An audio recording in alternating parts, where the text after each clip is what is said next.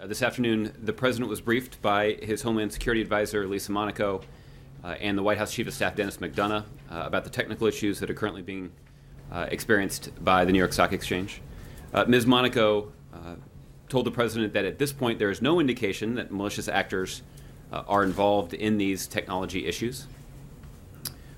She informed the President that New York Stock Exchange officials had been in close touch with the Department of Homeland Security, with the Securities and Exchange Commission, as well as the Treasury Department.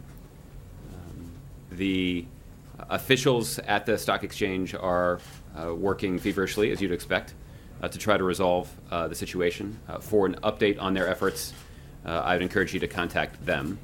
The President told Ms. Monaco and Mr. McDonough that he wanted to continue to be updated on the situation over the course of the day. But at this point, there is no indication that malicious actors were involved in these technology issues.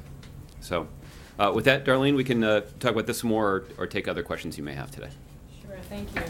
Even though you say that there's no indication that malicious actors are involved, is that something federal authorities are still kind of being on guard for as you continue to look into what happened? Well, obviously the administration is keenly aware of the risk that exists in cyberspace right now. There are a number of steps that this administration has taken to improve communication between the private sector and the federal government when it comes to safeguarding cyberspace.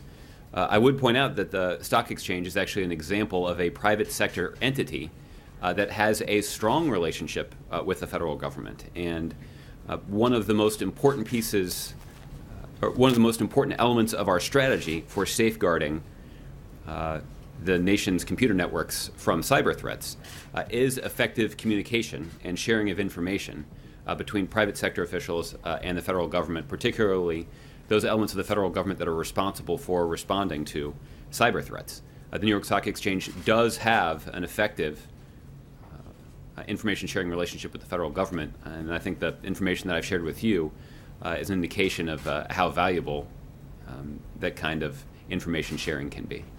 And given what has happened today, did the federal government take any steps to, beef up its own cybersecurity defenses or anything like that? Well, the federal government is obviously very vigilant about the steps that we need to take to protect federal computer systems. The kind of security measures that are in place are sometimes obvious to the general public, sometimes they aren't. We also work aggressively to make sure that the kind of defenses that we have in place reflect the threats that we perceive. And this means that our security posture is continually evolving to reflect the current threat environment.